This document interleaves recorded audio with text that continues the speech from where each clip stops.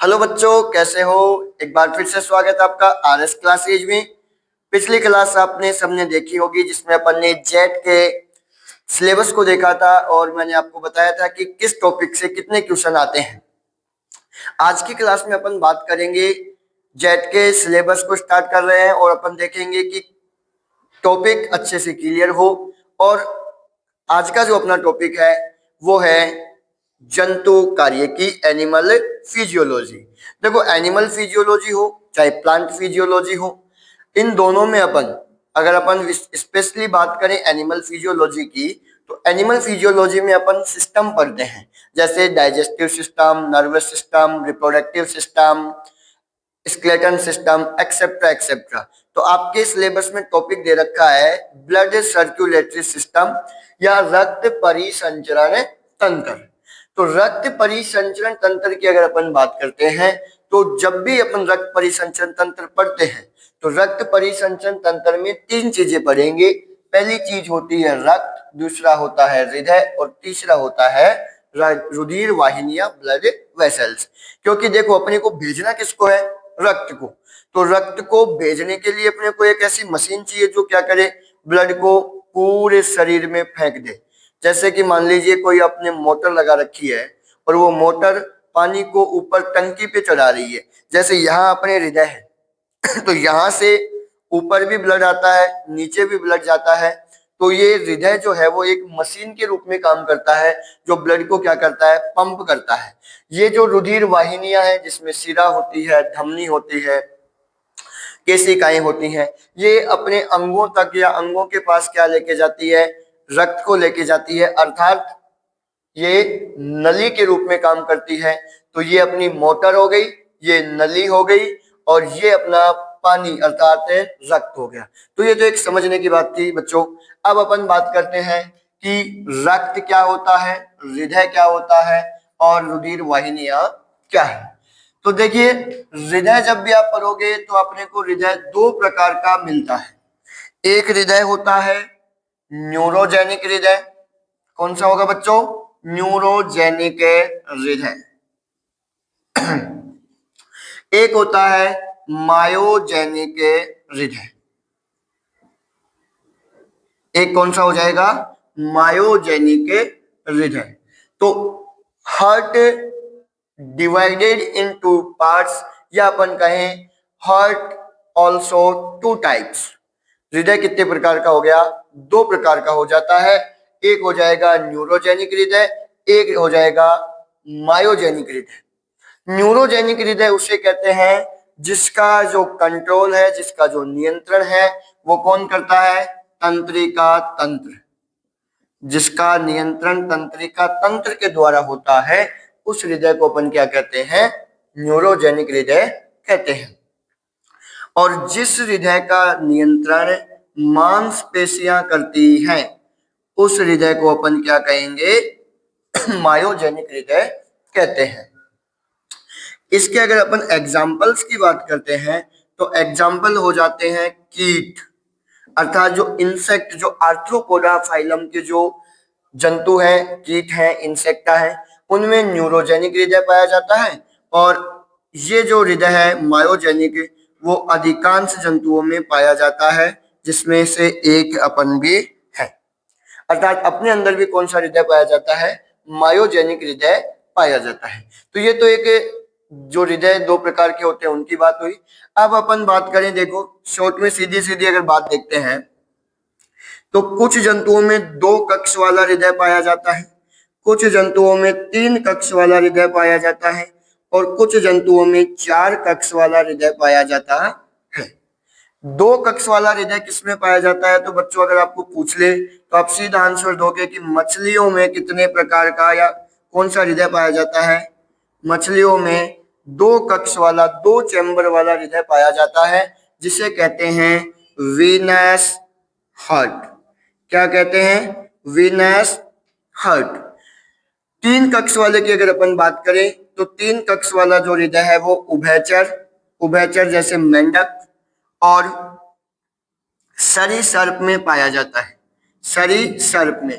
लेकिन इसमें एक अपवाद है, और अपवाद है अपने अपवाद अपन मैं इधर लिख देता हूं मगरमच्छ। तो मगरमच्छ में कौन सा हृदय पाया जाता है? 4 कक्ष वाला हृदय पाया जाता है।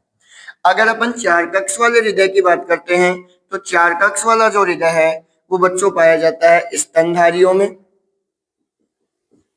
स्तनधारियों में अर्थात मनुष्य में, गाय भैंस इनमें, बकरी वगैरह में, और एक जो है वो पाया जाता है पक्षियों में। तो इस प्रकार के जो हृदय होते हैं 2 चैम्बर, 3 चैम्बर, 4 चैम्बर, ये किसमें पाए जाते हैं ये अपन ने देखा। अब अपन एक बार सबसे पहले जो टॉपिक होगा वो अपना रक्त होगा, लेकिन उससे पहले अपन देख लेते हैं कि रुधिर वाहिनियां कितनी होती हैं। तो रुधिर वाहिनियां अपने अंदर 3 पाई जाती हैं, शिरा, धमनी और केशिकाएं। क्या पाई जाएंगी? केशिकाएं। ये जो अपने को दिखाई दे रही है इसको अपन क्या कहेंगे? शिरा। शिरा क्या करती है? रक्त को हृदय के पास वापस लेके आती है।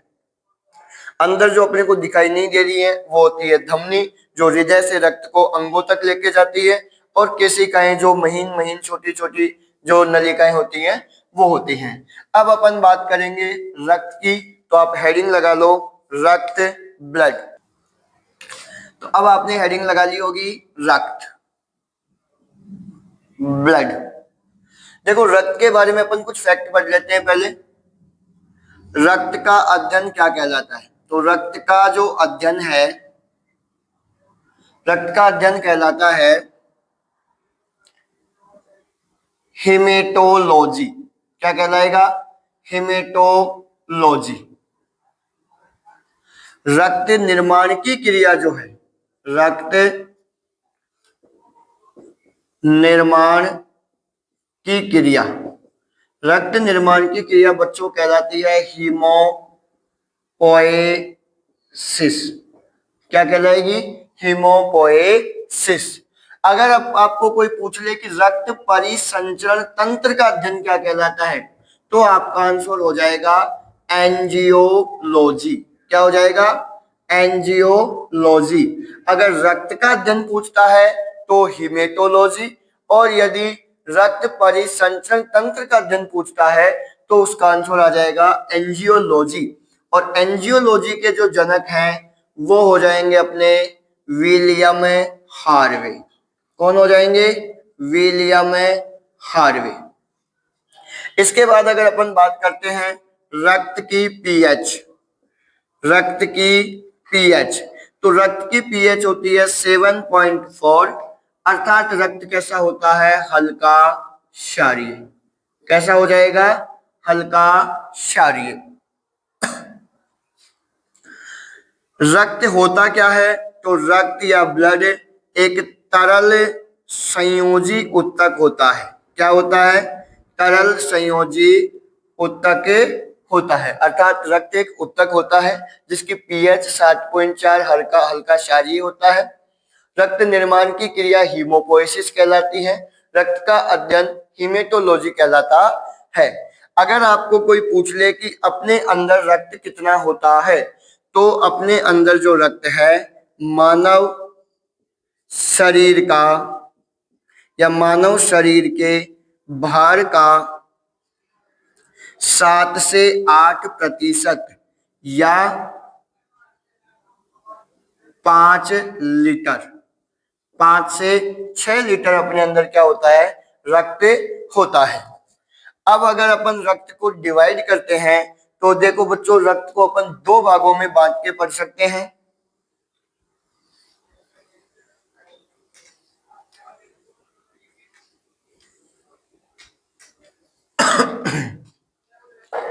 रक्त को अपन 2 भागों में बांट के पढ़ सकते हैं। पहला हो जाएगा प्लाज्मा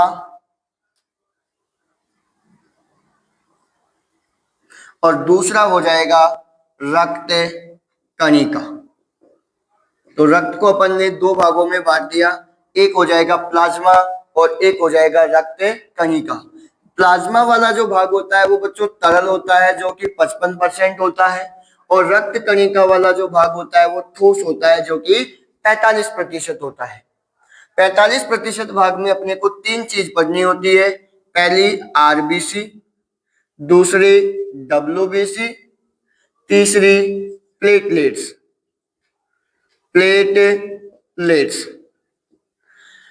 अगर अपन 55% या प्लाज्मा वाले भाग की बात करते हैं तो इसके अंदर 90 से 92%, 92% इसमें होता है जल। अर्थात 90 से 92% तो केवल क्या होता है, जल होता है। 6 से 8% कितनी होगी, 6 से 8% इसमें होती है प्रोटीन। प्लाज्मा वाले भाग में 6 से 8% होती है प्रोटीन, जिसमें से पहली प्रोटीन जो होगी वो अपन बात करते हैं एल्ब्यूमिन। कौन सी प्रोटीन हो जाएगी बच्चों, एल्ब्यूमिन। और एल्ब्यूमिन जो होती है वो लगभग होती है 4 से 5%। अर्थात रक्त में पाई जाने वाली सर्वाधिक मात्रा में जो पाई जाने वाली प्रोटीन है वो कौन सी हो जाएगी, एल्ब्यूमिन। और ये सबसे छोटी प्रोटीन भी होती है। क्या होगी, सबसे छोटी प्रोटीन। और रक्त में सर्वाधिक मात्रा में पाई जाने वाली प्रोटीन भी कौन सी हो जाएगी, एल्ब्यूमिन, जिसकी मात्रा कितनी है, 4 से 5%।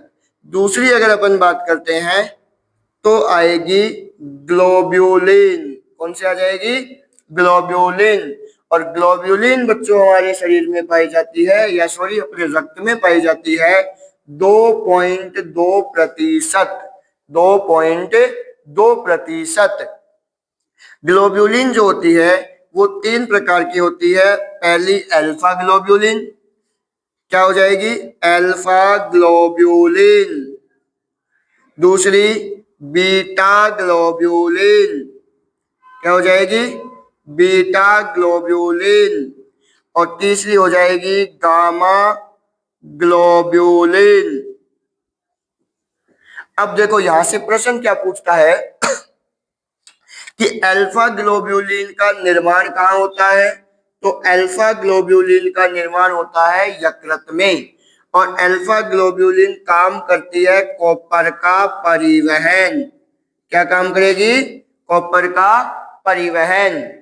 अगर बात करें बीटा ग्लोब्यूलिन की, तो बीटा ग्लोब्यूलिन का निर्माण भी कहाँ होता है, यकृत में। और ये परिवहन किसका करेगी, आयरन का। किसका करेगी बच्चों, आयरन का परिवहन करेगी। गामा ग्लोब्यूलिन की अगर अपन बात करते हैं तो ये बनती तो है लिम्फ नोड में।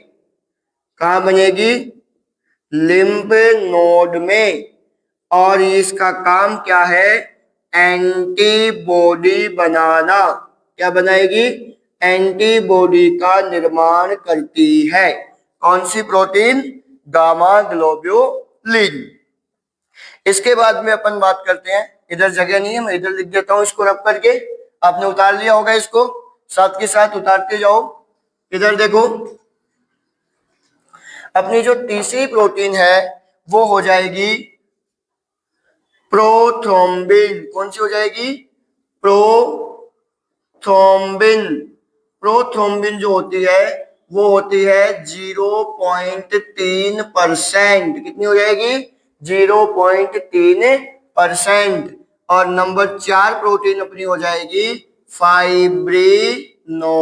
क्या हो जाएगी, फाइब्रिनोजन 0.3%।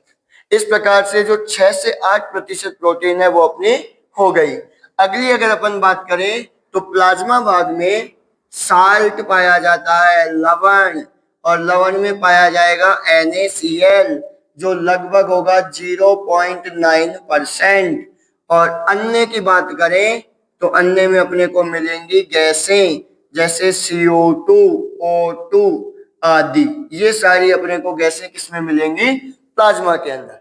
तो आज अपन ने बात की रक्त की और रक्त परिसंचरण तंत्र की सामान्य जानकारी। कल की जो क्लास होगी उसमें अपन इससे आगे चलेंगे। उम्मीद करता हूं आपको क्लास अच्छी लगी होगी। अगर अच्छी लगी तो वीडियो को लाइक करें, चैनल को सब्सक्राइब करें। मिलते हैं अगली क्लास में। Thank you.